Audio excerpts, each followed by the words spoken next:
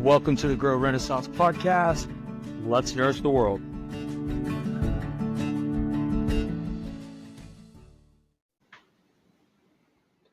All right, welcome back to Pasture Prime Time with your host, Neil. That's me. Pasture Prime Time is a Grow Renaissance podcast series, sharing stories from the front lines of food, farming, and regeneration. Today, I'm very honored to be joined by AJ Richards, founder and CEO of From the Farm, a platform connecting families directly with local farms and ranchers. His mission? Make food fresher, healthier, and rooted in trust while keeping small farms thriving. Today, we're going to be talking about how we can virtually shake the hand that feeds us. AJ, it's a great privilege and honor to welcome you to the podcast. And today, we're not just talking about meat and produce, we're talking about the story behind every bite. And I'd love for you to dive in and tell us about your journey and how you got here. Yeah, thanks for having me, Neil. I really appreciate it. Excited to join you on this. It's been a pleasure to get to know you and what the projects you're working on. It's awesome to see how these ecosystems come together and communities are working to support one another, which kind of leads into your question, which is the story behind every bite. You know, I think that it's important as a nation, whichever nation you might be in, to put the majority of your energy into the places it matters most. As biological beings, that's our sustenance, right? We have to sustain life, and sustenance for most of us comes from somebody else doing the work to provide that, from our family farms and ranches, and the big commodity markets. I mean, we've kind of, as a people, allowed others to be responsible for our most important resource, and I think that was a mistake. I think we're seeing that now.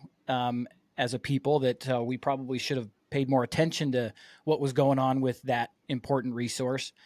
And really, what I've learned is that the more you can be connected to the folks behind that food, the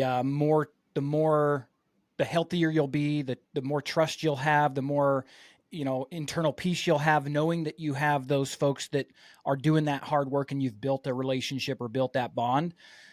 Because you can really get to know the character of the person raising the food is also tied to the quality of the product.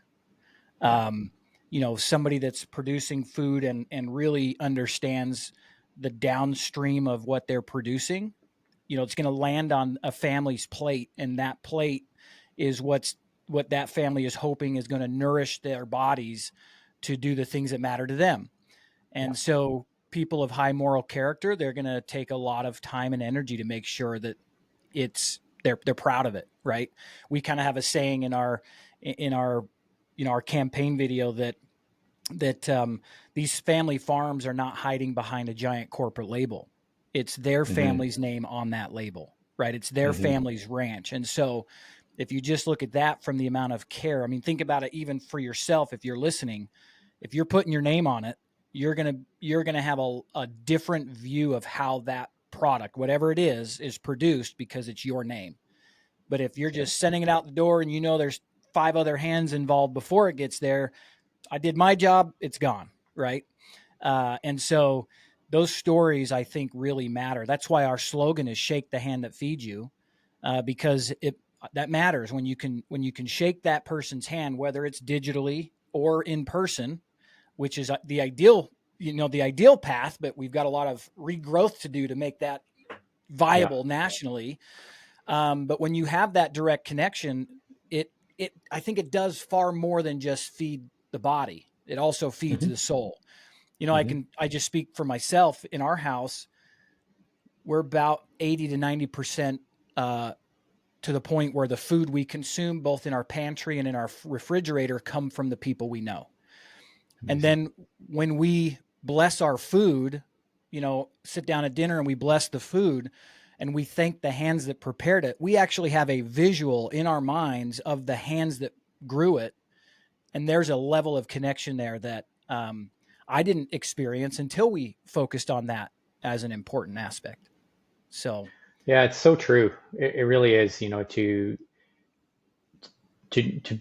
have that visual, as something that's very tangible, is the word that I was looking for, really does connect at a much deeper level, and a much more granular level for all of us, both at the soul, but also just in recognition for the efforts that have gone into it. I want to pick up on a thread. You mentioned that you're about 90% now, in your pantry and in your fridge and your freezer. A lot of people are looking to move towards that, but what were some of the stepping stones you took to get there? And that's wonderful, by the way, that you're at 90%. Yeah. I'm not quite there. I'm about 75%. I Hmm. do a lot of travel, so Yeah. I always have to be cognizant of that. But it isn't a light switch moment, and I tell this to everyone. There are a lot of problems with our supply chain, and we can certainly talk about that. But how do we start making those stepping stones? And in particular, I'd love to hear how you moved into that direction. Yeah, I really love that question because we put a lot of there's been a lot of learning involved in that for my own family, and then how we translate that to encourage others to do the same. And I see it like behavioral change science, right? I used to be Mm, in the health and fitness space, and I used to have clients that had 100 plus pounds to lose or more, mhm, and to get to get things to change or to have transformation, it's like where everybody fails on their weight loss or health journeys is New Year's, right? They make mhm, a New Year's resolution, and they have this laundry list of things that they want to change, and they're going to go for it all right now. mhm. That's not behavioral change science. That is a surefire way to be off track within a week of your New Year's goals, right? Behavioral change science is picking one thing that you know you would like to change or need to change, and sticking to that for a few weeks until it becomes a new behavior, a new ingrained habit. And Mhm. then after that 2 weeks, you pick the next thing on the list and you commit to that for a couple of weeks until it becomes a natural pattern. And so we look at food the same way. So for my family, because I come from cattle ranchers, it was easy to replace beef as our first thing in our fridge or freezer that we wanted to replace with somebody we Yeah. knew. So we started with beef, got really comfortable with that. And a lot of folks don't know how to source beef directly. And so that can feel intimidating. So if you're sitting there thinking, I've got to do all of this, I got to replace my grain, replace my produce, replace my dairy, if you're trying to think about all of that almost like a New Year's resolution, you're going to get overwhelmed, and you're going to probably not even take the first step because you're thinking about all the new things that you have to learn. And if you just focused on, okay, I'm going to find a good beef source and I'm going to get really comfortable with buying my beef. And so if the place I'm buying it no longer has it, that's okay because I know how to have the conversation now. So I can easily find a replacement for, where I was buying my beef. That's a Yeah. habit. That's a behavior like, oh, no problem, right? This guy's not available anymore. I can go right here because I know how to have that conversation.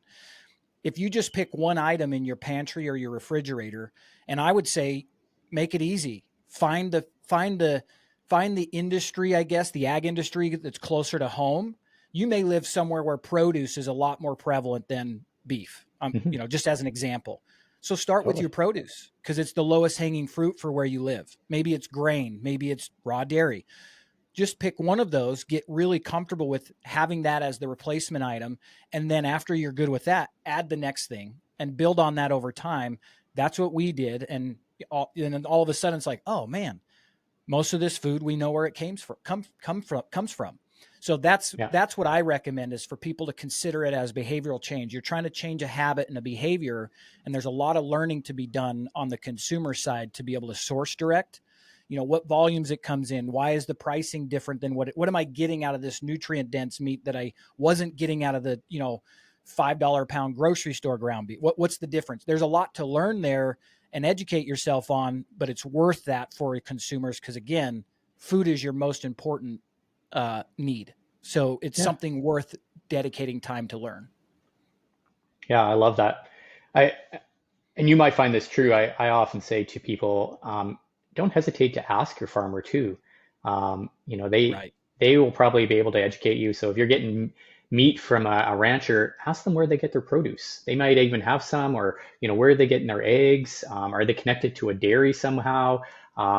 their network, their farm network is probably, a great resource if you're already buying direct from that ranch Yeah, outfit.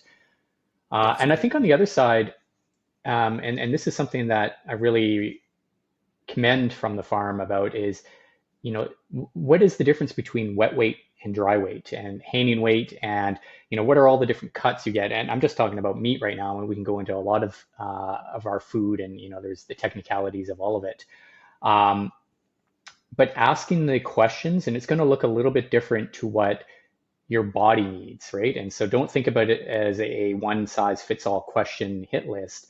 Think about it as, what do I need to know? And then how does that affect my body? And then what questions do I need to ask the next rancher and you'll find the quality, the omega-3, 6 ratios you like, the taste, the flavors, the different proteins. It may not be beef. It may be, lamb or chickens. But it's the things that are really going to be salacious to you and also nourish your body in a way that you're not going to find another place. Yeah. Yeah. And that's a valid point too, is like you said a minute ago, asking the producer that you are connected with who they know. And Mm-hmm. then, in terms of what you just mentioned, when it comes to marketing and agriculture, I feel like marketing is education. It's not, I'm trying to sell this widget better than this widget, even though they're the same widget, right? Mm-hmm. One of the things that I think needs to be changed in marketing direct is that my beef is not better than my neighbors. Cause I'm saying I'm better than Mm-hmm. versus, and that to me is more of a scarcity mindset than an abundance mindset. Instead, focus on our beef is great because, not Yes. better than, but great because, right? So now you're spending more time in educating the consumer on your practices, and then letting them make that informed choice. And you're not putting down your neighbor, because in many instances we can run a lot of that beef in the same area, depending on its practices, through tools to measure the nutritional density, and it's going to be the same. Yeah. You have to take like with like, but it's going to be the same. So how do I say mine is better than, when under the microscope it's equal? And Yeah. to me, that's been encouraged because of the scarcity mindset, because of the big four, because of the pinch that are, in the beef space specifically, or in produce, and not just beef, but produce. I mean, Yeah. all the industries, people have been fighting for their lives essentially to stay viable. And so that leads into scarcity versus, like, no, man, if that works better for you, great. There's 340 million people that we need to feed. I'm just going to focus on messaging what my family's beliefs and values are, and then we'll attract people into our ecosystem because of that. So Yeah. it is just re-education, right? Yeah.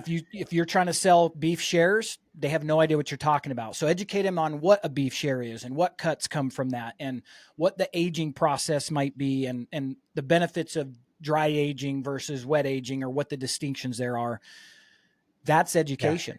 And that's what gets customers to buy, because, I'm one of these guys. I'm out there blowing a bullhorn, hopefully creating more knowledge than confusion, but it's a very complicated Mm-hmm. topic. So I'm sure there's confusion in there, but that's where the producers can come in and help clear up that confusion. Yeah. Well, and I think there's confusion at the grocery store. We just don't ask the questions because there's Yes. lights and pricing, and there's this, easy button education that we've been ingrained into. And, it feels different when you're at the farm gate, it feels different than a grocery store. And I think it slows us down a little bit so we can ask these questions as well. Yeah. Maybe you can help answer from your perspective, this age-old question of what is grass-finished beef? Yeah, that's a good question, right?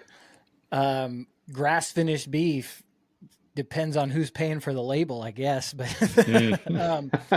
that for the consumers, there's grass fed, and I think for a while grass fed meant grass finished, and Mhm.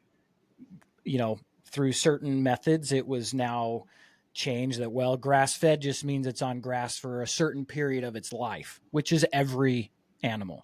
Every Right. animal would be considered grass fed, but the distinction is grass finished. And what that's supposed to mean is it was fed and finished its entire life cycle on grass or on forage. Yeah. Now that gets even convoluted because, okay, there's one species of grass that I finished them out on. Maybe I've fed them in a pen or out on pasture on alfalfa alone, right?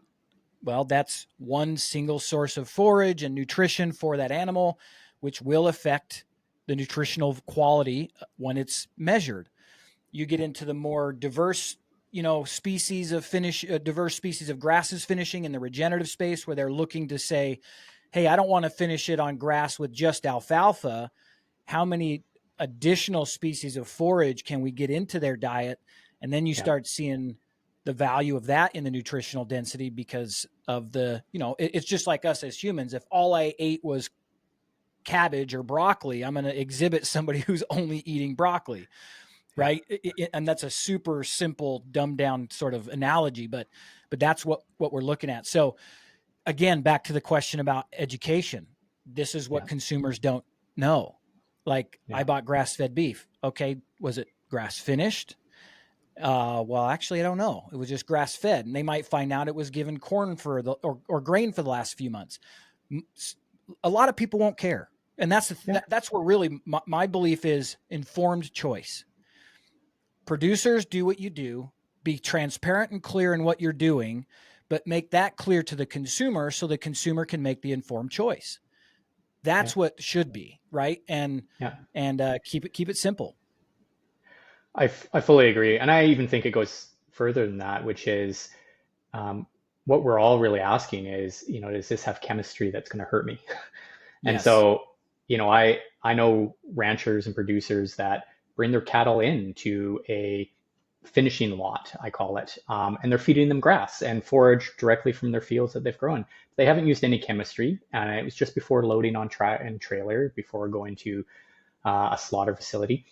To me, that's perfectly acceptable. The welfare of the animal is taken into account. What is being fed. I also know, places where they spray their grasses heavily so they can get the growth and they can get the nutrient factors, and the cow is consuming that chemistry even though it's grass finished and they're on pasture. So we really need to peel the onion and get down to the root of how we're actually growing our grasses and forages and cereals and what that animal welfare looks like, all the way through from birth to end of life.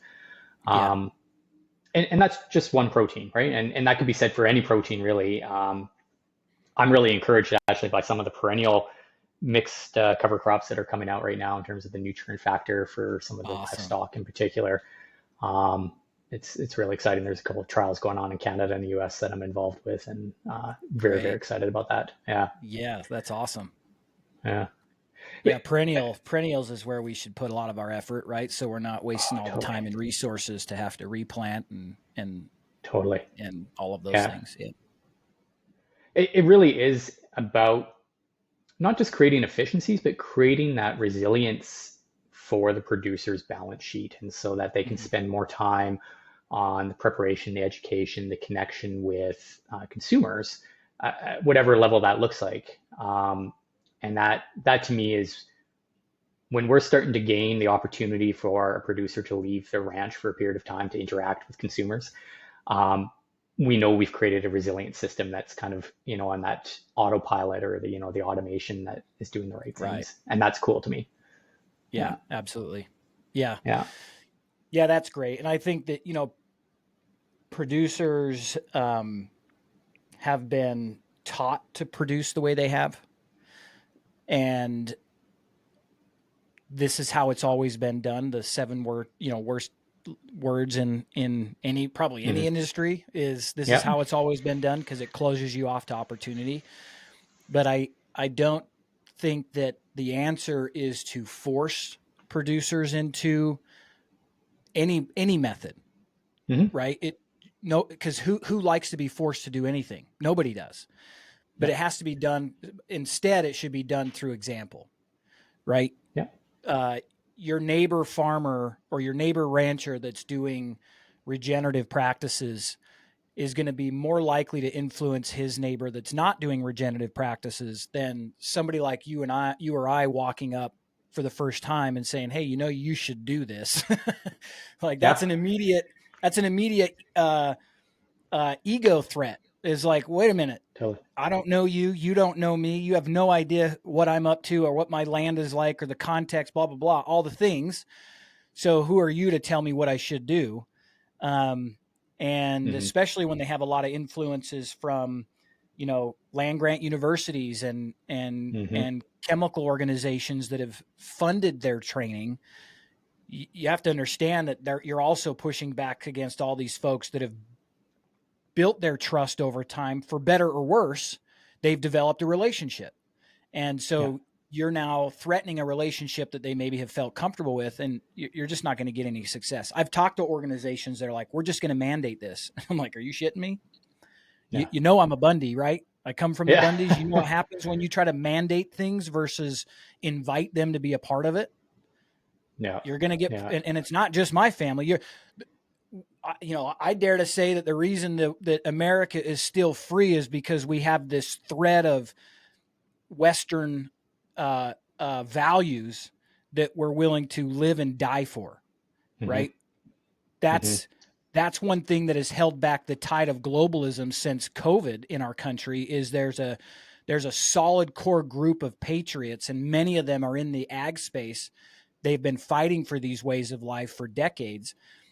You're going to get way more pushback against you if you try to make them do anything versus allow them to do what they're doing and then just demonstrate with those that are already in process. It needs to be an organic transformation.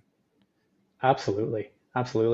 And, there's a lesson that I read about a Navy, I believe it was a Navy SEAL, and the very first sort of standard that he follows, which is cover and move, right? And so you have your leader that's covering you, and you're moving to your next post. And but I've always thought that was terrific for agriculture, and that's really what we're talking about, which is we need to actually protect those producers so that they can move and start educating each other and working with that open mindset.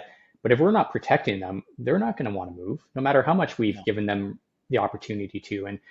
And so I'm like, that applies so well to what we need to do in agriculture, which is cover and move. We need to protect and give them the opportunity to make that self-informed decision to move wherever they want to go. And, I don't know if this is true for you, AJ, this term regeneration. I believe in the end goal being a regenerative state, right? And when things are on that, I call it the easy button. It's regenerating, it's great. But the process to get there is going to look different 6 ways from Sunday, depending on where you are and your topography and all the pieces that go into it. Not only that, the financial components that are afforded, right? And so for some people, it's a slower process, and for others. But the thing that I really push back on is people thinking that they need to fix a broken system. And if you go to a farm or a rancher, and it's kind of like mandating, it's like, your system's broken. Well, it's not broken for them. They're scratching a living. It may not be perfect. It may not be, ideal. And so how do we create the elasticity in your system so that you can start making the different changes? And that's that whole cover and move mentality that I try to bring into some of the conversations. But do you find that's true for you as well?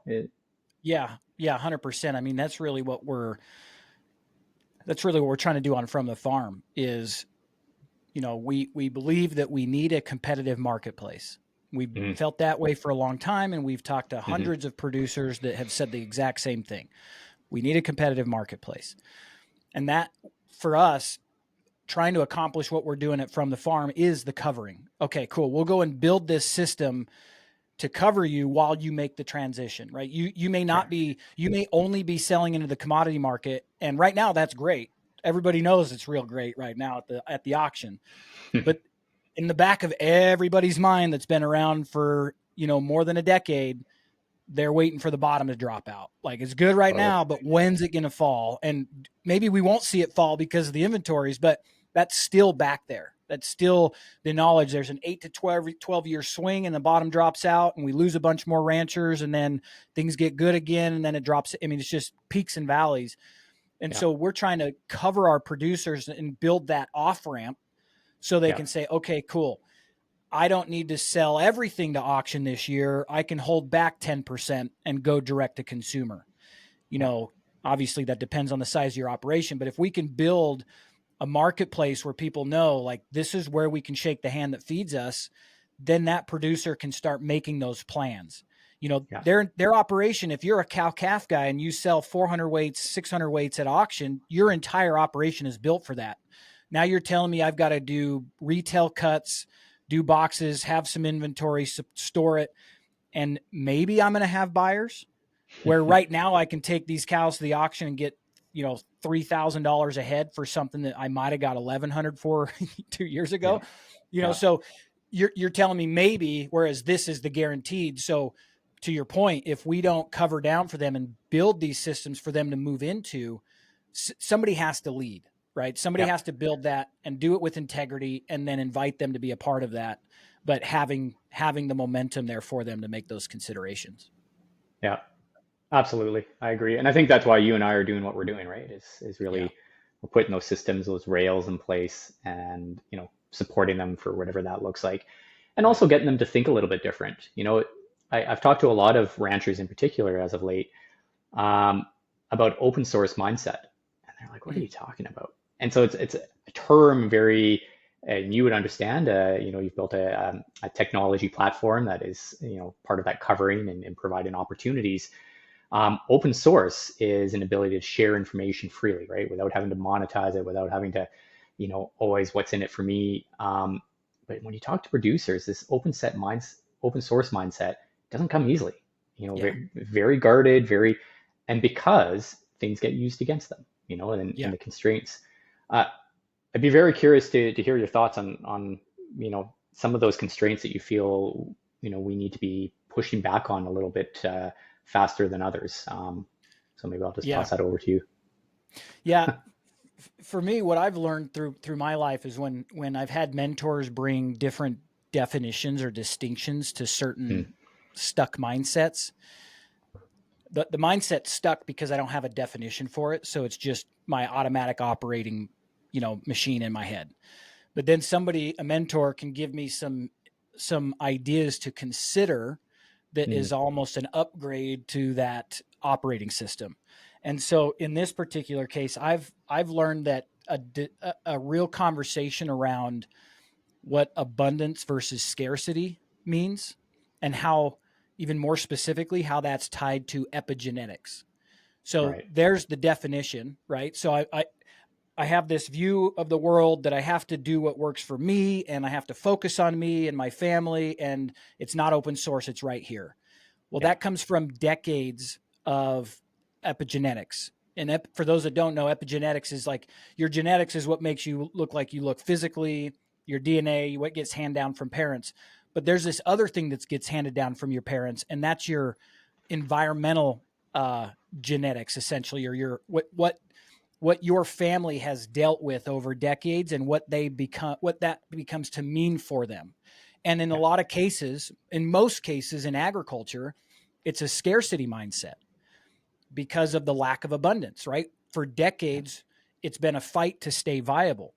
And so there's this automatic scarcity built in without knowing why. Well, if we can explain epigenetics and like, this happened to your parents, this happened to your great grandparents or your grandparents. And so we have built this idea that there's not enough, which is what leads to my beef is better than my neighbor's.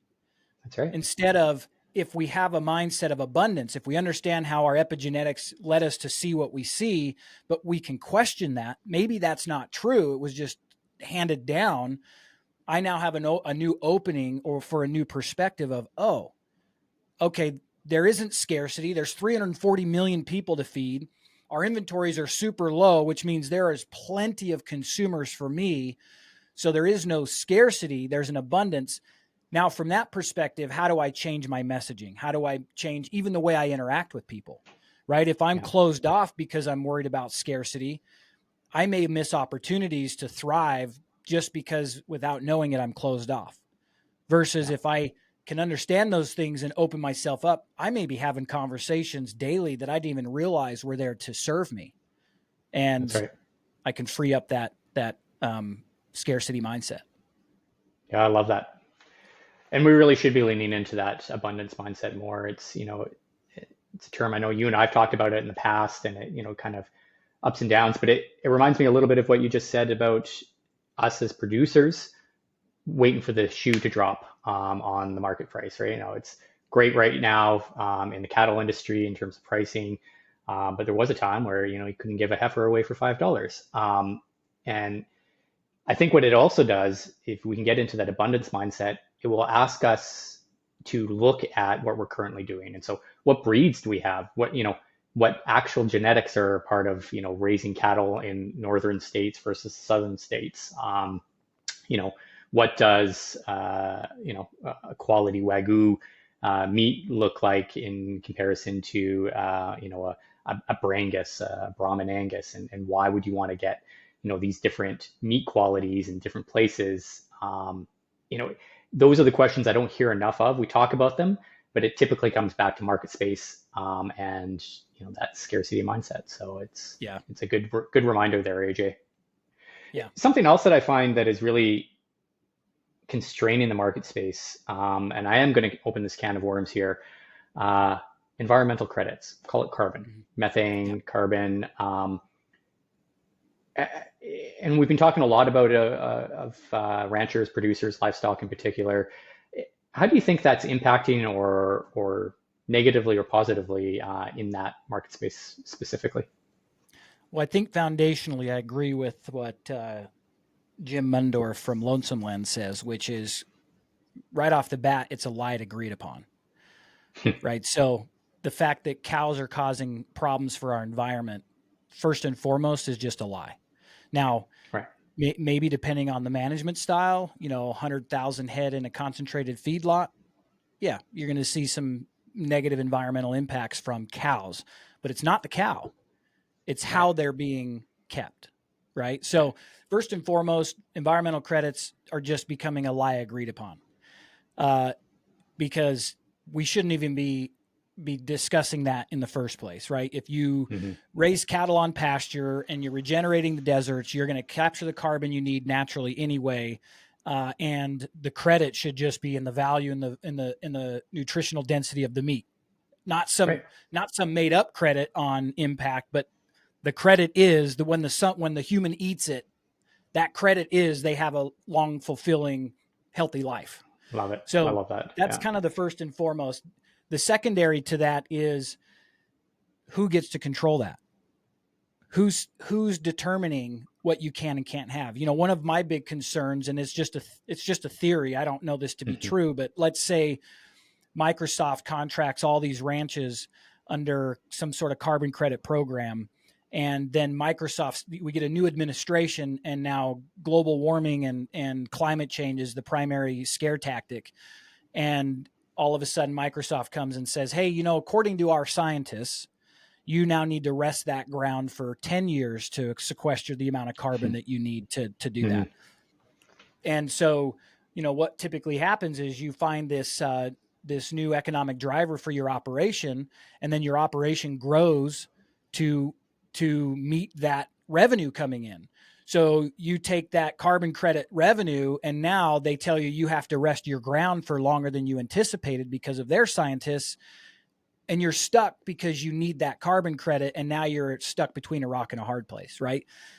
Yeah. Completely a theory. Don't know that that's exactly how it would work, but those are some of the concerns I've heard from producers as I've, traveled and asked these questions. And so those are where our concerns or my concerns come in for these guys is who's going to control and determine what's what, and how is that manipulated or influenced by future major players in the market. Yeah, I agree.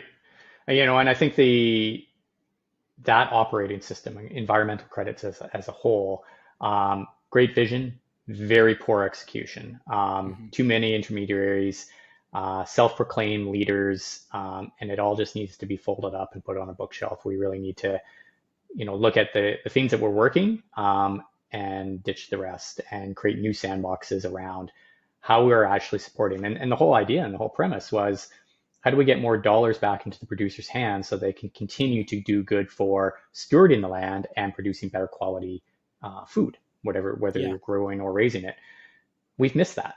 We're so still talking about all the, attributes that go into a carbon credit, and we're missing the point that, what does a producer in Iowa need versus a producer in Saskatchewan, Canada versus a producer in Washington or Oregon State?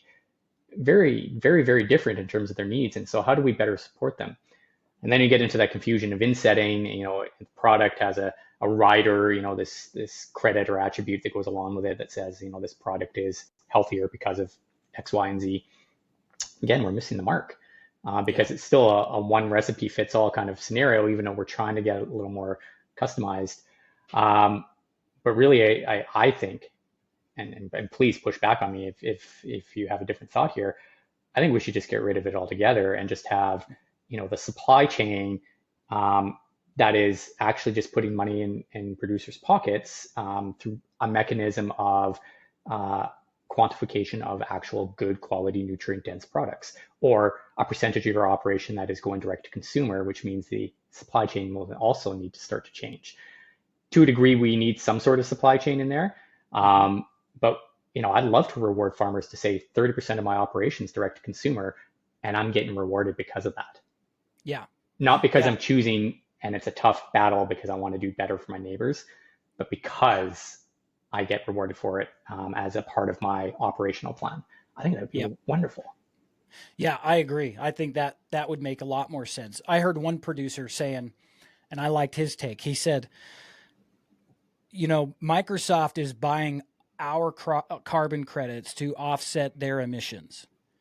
But aren't they trying to say that ag is the primary cause of emissions in the first place? So why don't we use our own carbon credits to offset our own industry? And then Microsoft and all of these other data centers, good luck figuring out how to offset your own carbon credits with your own industry. Because we've wiped out our carbon emissions with our own industry because we can, and so his point was, we control it. It's ours, right? If my ranch is doing certain things and increasing, carbon capture through soil biology increase and all of the things, those are my credits offsetting my own. And if I have extra, you can buy them from me. Yeah. But to have them controlled, there again, here's the rancher doing the work, and another industry's coming in to control and monetize the labor off their back. It doesn't make sense, right? Yes. So, yeah, let's scrap Fully it agree. and do something that works for these. And matter of fact, every time I get called, I've been called into a few different groups with different government agencies now because they're all trying to, work on different programs. And I tell them every time, who's designing it? Is it the agency or is it the producers? Because if the agency's designing it, I'm out. If you're creating any new program for producers, I want to see your board stacked with producers. Like, amazing. 10% you, the corporate guys, 90% are producers. Then I know you're building the right program. And especially if those producers don't all agree, that's even better. If you've got a group of producers, they don't necessarily agree on everything and you get consensus, then you've got a great program. So thank you for doing that, by the way. I think we need more of that. Yeah. We're starting to see the tides turn a little bit. And I think, one of the reasons I'm where I'm at and why we connected was because of the power of what technology and sovereignty around data means. But it doesn't mean we have to agree. It means that we have to, respectfully challenge that status quo and ask the questions and get the right people at the table. And one of the things I've talked about often, I think I talked about this with you, AJ, was, if a blockchain does one thing really well, it's bringing the right people to the table to have different conversations.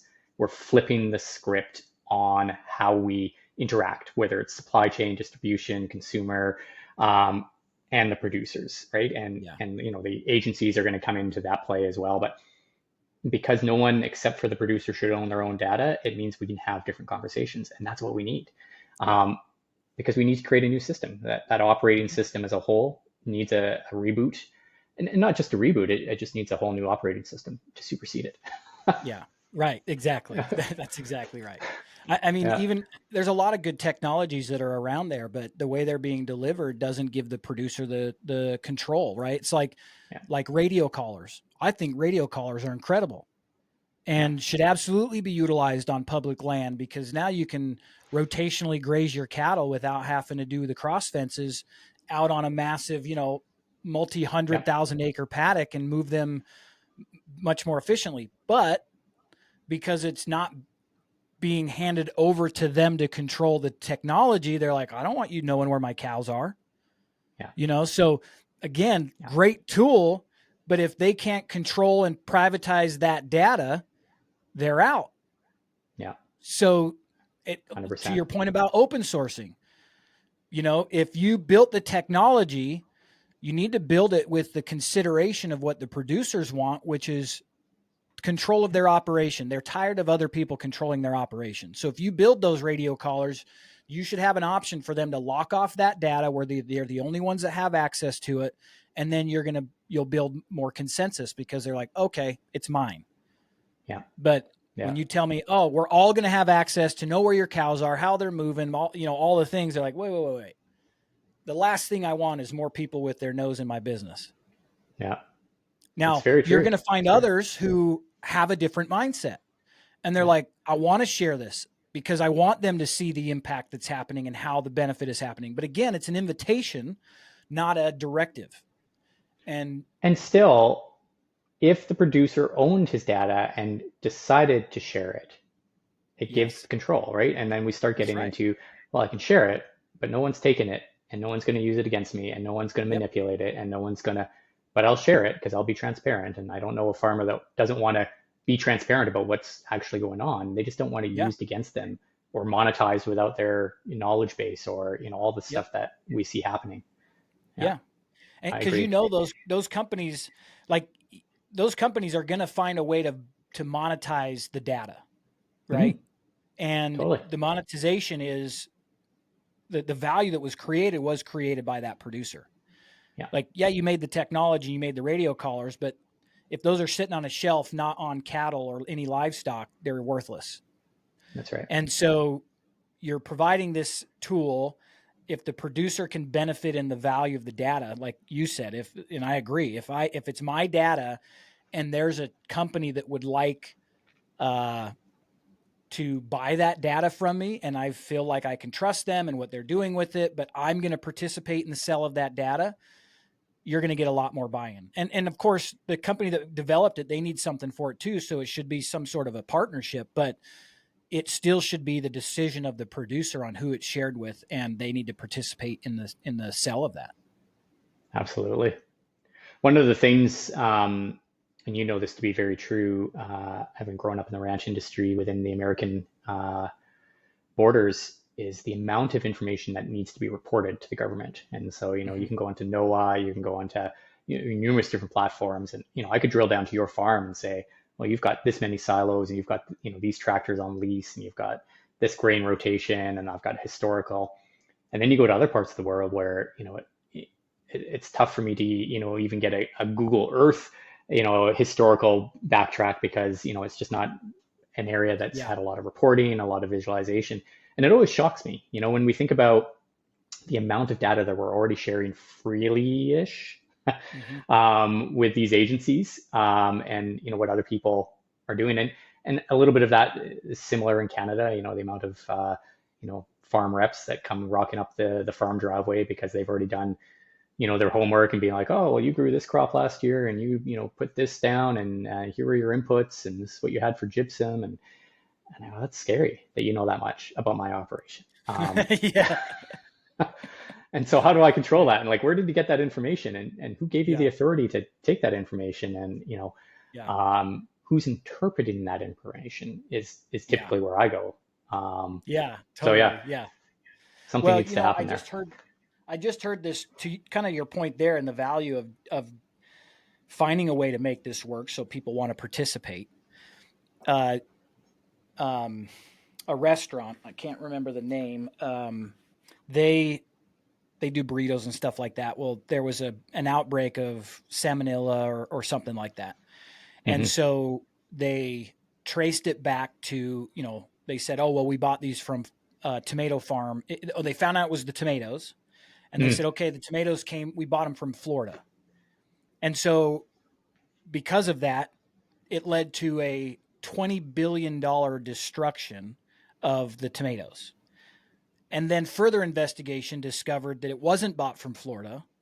It was from a Texas company that bought them from Mexico. And when they came across, they relabeled the product as something from Florida. And that was the real culprit.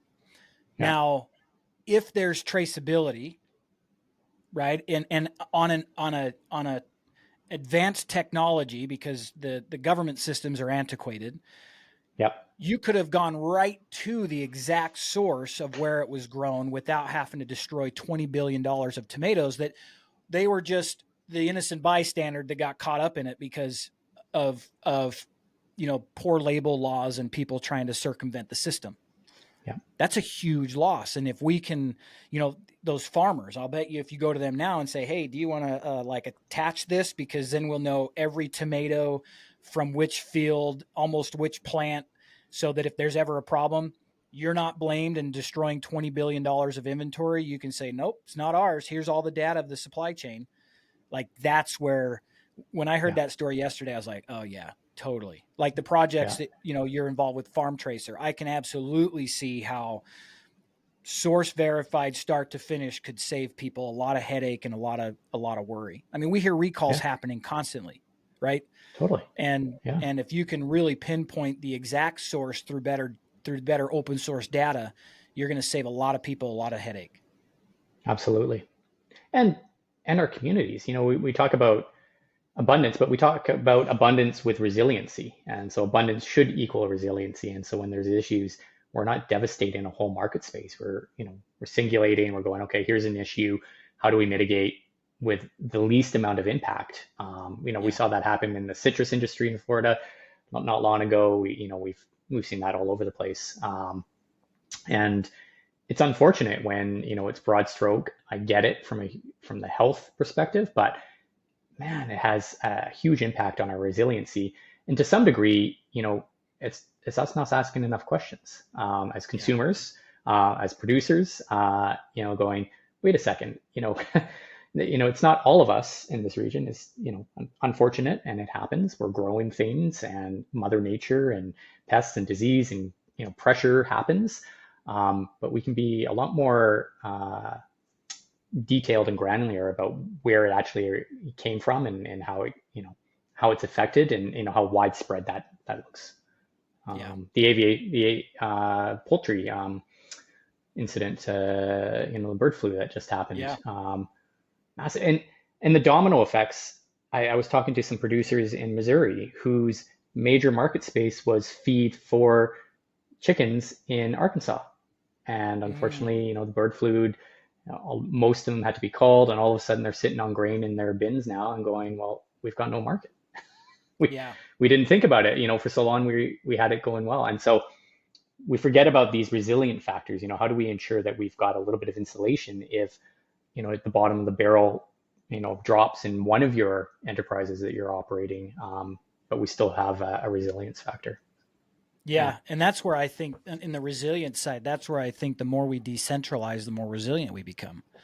Because now, if that, I've talked to producers that have, one group in particular, and I'll not name them by name, but they have a massive wholesale business and a very large direct to consumer business. And their wholesale business keeps them up at night because one contract could be worth 6 figures to 7 figures. And if that one contract changes overnight, to try to move that much volume quickly is not easy and actually could risk an entire operation. But it's only their wholesale that scares them because in their direct to consumer business, which is millions of dollars, so it's a large business, they're not likely to wake up and have all of them cancel overnight, right? Sure. They're going to have some attrition. That's normal. They might lose 5, 6, 7 customers this week, but they might have brought on 7, 8, or 9 that week as well. That's a more resilient, sustainable system because it's diversified amongst multiple buyers. And so one of the things that we're wanting to do on From the Farm is build in this particular case, build a producer supply store. And so that grain producer they would have a network of small operations that also need grain.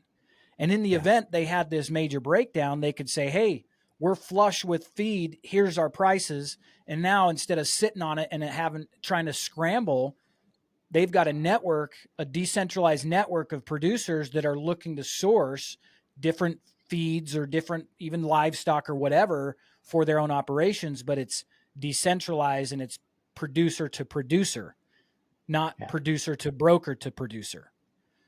So, well, and some of the audience that may be sitting and listening to this call are actually grain farmers, and I know there's a few out there that potentially are sitting on some. So if you are, please reach out to me. I'll put you in touch with AJ. It sounds like you've got a bit of a network there. It's starting to brew.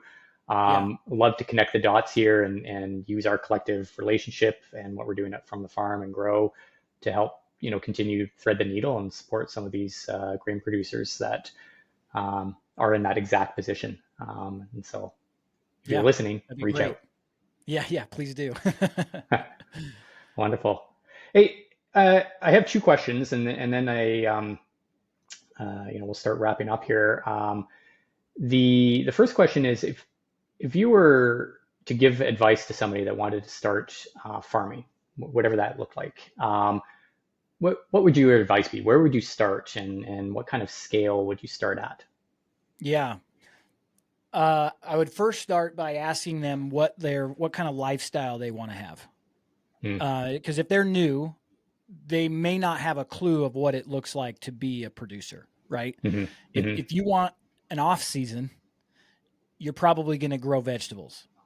If you're not worried about an off season, if you don't mind being stuck at home 365 days a year, or you have somebody that can handle it when you take off, then consider getting into livestock, because those things need fed, all year long, every day. Doesn't matter if it's blizzarding. It doesn't matter if it's hot. It doesn't matter. They have to be fed. So I did do a presentation recently for a veteran organization for veterans getting into agriculture. And that's where I focused. I said, you need to understand what lifestyle.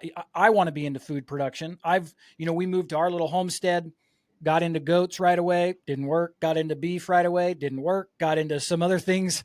We learned this is the lifestyle that we can live based on what I'm doing from the farm. And I travel a lot. So managing livestock, I can't leave that to my wife and kids who have never grown up in that lifestyle. Right. So we've got chickens in a garden right now, and we're going to stick to like a food forest and those kinds of things, because that's the lifestyle that we can sustain for what we do. So I would look at that. I would also look at what kind of ground you have access to. And also in regards to ground, Greg Judy is one of the foremost experts on how to lease ground so you're not having to buy it. And if you go try to buy ground for production, I don't know where you buy it, where it actually pencils out. But if you can, I just was in Tennessee last week. The gentleman I talked to there, he's renting 400 acres, leasing 400 acres for maybe $6,000 a year. Oh, wow. Geez, that's where I would get started. You can run. Totally. So he's got he's selling to 3,000 customers a month. He needs more ground. But now what happened is $6,000 a month for the ground. So, and you have to work out the lease, right? For him, it's a lifetime lease. So he can now put infrastructure in instead of having to buy the ground. So he's building barns. He's getting the equipment he needs to do rotational grazing. So those are the things I would do. Is one, if you're just now getting into it, look at Greg Judy and others that are teaching about leasing ground. That's going to be your easiest barrier to entry. But then most importantly, make sure you understand what kind of lifestyle that you're willing to live or want to live. And that will determine which direction you go into producing food. I love that. I really do. The other thing that I often mention, on top of lifestyle is, particularly for those that didn't grow up in farming and don't have, a sense of the grit that's involved, challenge yourself to start smaller. And so I was talking to a guy who got 100 acres. He was doing the math, and he's like, I think I can get X kind of pounds. And I said, challenge yourself to get 1 million pounds out of 100 acres. Because when you actually understand the carrying capacity of your land and the levels you can take it to, before you start leasing more land or adding different enterprises, 100 acres is a fair size. I mean, if you go around the world, that's can actually considered large in some areas. Yeah. Um, challenge yourself to maximize the output of that land before you start looking at more land. And so start small and really get gritty with it in maximizing. And that's typically where, the economics pan out, lifestyle comes in. But prior to that, and I've said this to a few people just recently who've said, we're going to buy a farm. I said, go be a farmhand for a summer. Go work the land with somebody and truly understand what it takes. Because what I would hate to see, and what I actually see unfortunately too often, is people get involved and then they leave the land and it becomes desolate, and we're not actually stewarding it ecologically, and we're not actually creating the abundance. And then what happens is a big conglomerate comes in, or they put up infrastructure, development that is unnecessary. And so Yeah. I very much want to attract more people back into agriculture, but we got to provide them the mechanism, just like the producers, free choice, but those on ramps and rails with some good sound device. Yeah. Yeah, I agree with that. Our property here is just little under 7.5 acres. And I stand on my hill and look at it and I'm like, holy crap. Just to maximize production on 7.5 acres is going to take a ton of work. Yeah. But that's my goal. How do I maximize what this ground is capable of in a holistic context, not extractionary, but what's this, That's right. What's its full expression of its own unique genius on this little 7.3 acres? How do I maximize that?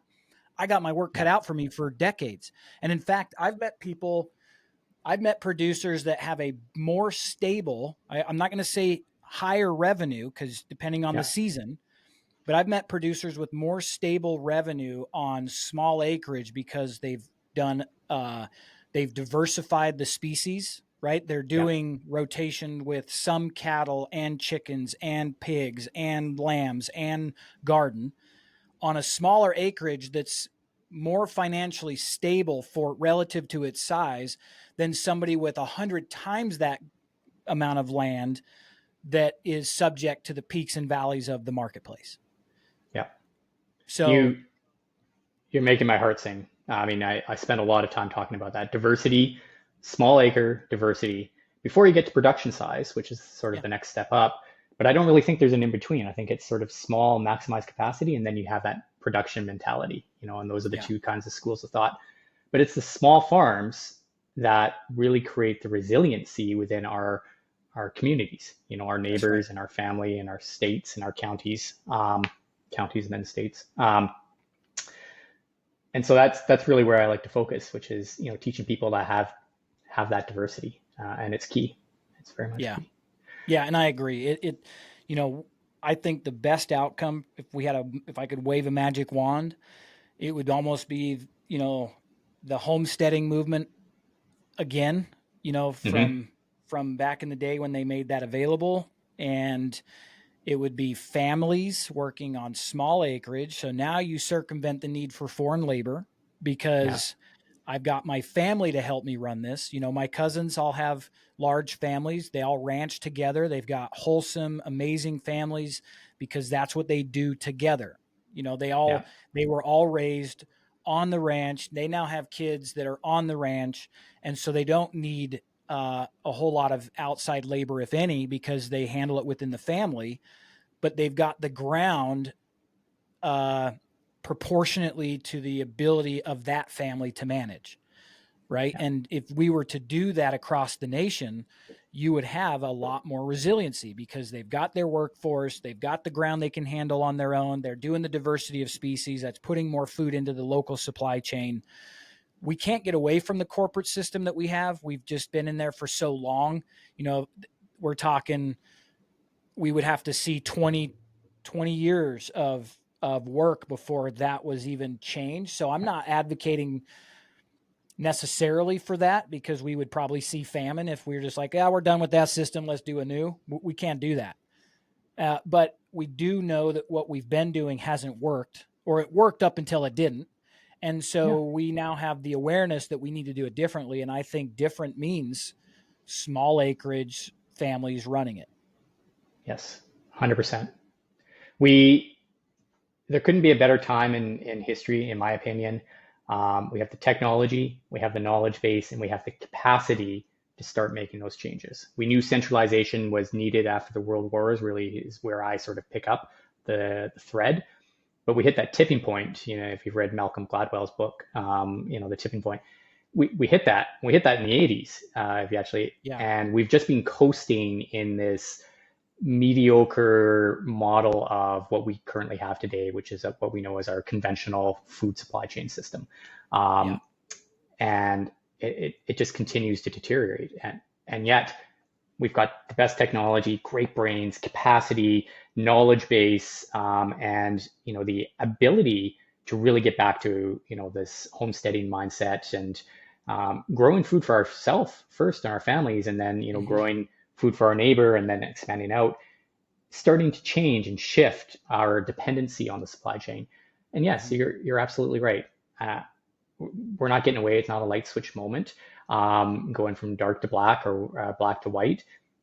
But we need to make those stepping stones and not just talk about it. And I think that's exactly what you're doing at From the Farm. And that's why I'm so excited to engage with you. And in fact, as we start nearing up the end of this conversation, AJ, which I could probably go on for hours with you, but out of respect for our listeners that only have a chunk of their day to listen to us chit chat, I'd love for you to share what's going on From the Farm. Where are you going to be visible and present in the coming months here? What new exciting announcements do you have? What's happening within your community, and any vendors you want to talk about on your platform? The floor is yours, man. Yeah, thank you. Yeah, so our vision at From the Farm is that we do need a competitive marketplace, and that marketplace does need to exist first and foremost for the producers. And so we've done everything, every decision we make, every consideration that we have, it goes through that filter first. Is this better or worse for them? And then we triage it from there. And so the idea is that it's almost like an Etsy. It's their own store, their own inventory. They manage it themselves. They ship it themselves. Down the road will be available for those that need help with the logistics. But right now it's for those that are already attempting or getting ready to do that, where they sell direct. And we're trying to build a community of folks that it's not just a software, because it's a software that manages your inventory and gives you somewhere to send people and all those kinds of things. But it's all of the other things that we're doing behind the scenes that is going to matter, right? It's a software with a mission of affecting policy and educating consumers. So on the policy side, we knew that, like, okay, if we go build this marketplace, but yet it's not legal to sell raw dairy locally, then are we really helping people in that particular area, county, state, or whatnot? So we also spent a lot of time while building the technology, putting ourselves in certain situations where we can help connect our producers with decision makers. My job is not to go to bat for you. My job is to I'll go to bat for you, but what I mean is my job is to blow the megaphone to get attention and then put you in front of them. You're the producer. You're the one dealing with the policy affecting your farm on a daily basis. It should be you advocating for yourself. I'm really good at getting the attention that you need. So, for example, we just got invited by Secretary Rollins to put a meeting together in Washington, D.C., to specifically come and talk to her about Department of Interior issues, policies that are affecting our producers in the West negatively. It's taken a long time to get enough awareness that the secretary herself would invite us. And it was her. We were on a call with her, and she said, I'd like you to put together a group of producers, but when you come with solutions. I was grateful to hear that, because I have some questions about who is running things, but it was a morale booster to hear from her directly and kind of see, like, because I've always held off this idea that I don't know, I'm not in DC, so I only know what is being put out, and there's a lot of information I don't have access to. So it was comforting to hear, encouraging, I should say, to hear from her directly, like, okay, she's behind an iron wall of lobbyists, and a lot of the things that we need her to do, she's not even hearing about them until she's on her own social media. And so anyway, she said, bring a group. And so, the last 5 years of focusing on what we're doing, and I made it a point to connect with hundreds of producers all across the nation and hear what's challenging them. So now I get this invitation and I'm like, oh, great.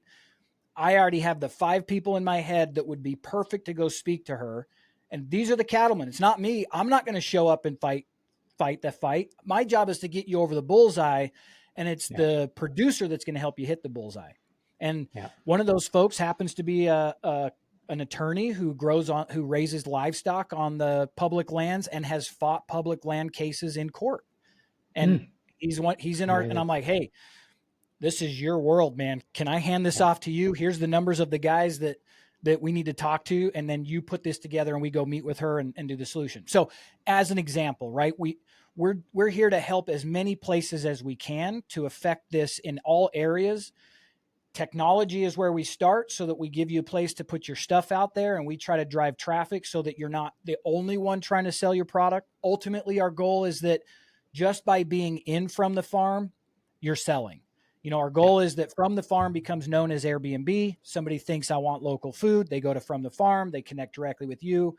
And you're not running around on your cell phone changing wheel lines saying, hey, everybody, I hope you're having a great day. We're moving our wheel lines today. Go buy beef from us on, xyzranch.com. See ya. Yeah. That works for a minute. But anybody doing that for an extended period of time, that if you stop posting on social media, the algorithm forgets about you and your sales stop.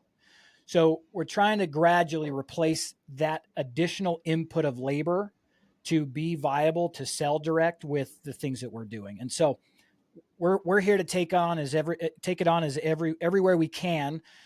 We're very specific about where the capital is going. We can't spread that too thin. So capital all goes to software development for now, and then it'll go into the marketing. But while we're doing these things, we're saying, okay, what do our farmers and ranchers need to be more successful, and how can we help? That's amazing, man. Well, kudos to you for getting the attention of the secretary, and I look forward to hearing about that conversation and the outcome. And if anyone has any questions or any thoughts for AJ about that upcoming trip or anything else related to creating the Airbnb From the Farm platform and ecosystem, please connect with us at Grow. We'll put you in touch with AJ. You can go to fromthefarm.org to continue to get information and connect with AJ and team directly there. It's an amazing platform, some wonderful producers on there, some wonderful product. Highly encourage everyone to go support and check it out. So thanks for being on the show today, AJ. I look forward to having another conversation with you in a few months here, and continue to dialogue. And for everyone in the Grow community, do be on the lookout for some of the things that AJ and I are going to be working on together in the coming months here. So thanks for listening, and we'll catch you on the next episode. Thanks, Neil. Thanks. Thank you for listening to another episode of the Grow Renaissance podcast. Make sure you like, share, and subscribe this episode. Remember, it will take a community of us to do the best in the world and truly nourish not only ourselves, but the planet, the atmosphere, the soil, the plants, and the animals on it. So make sure you spread this message anywhere that you can.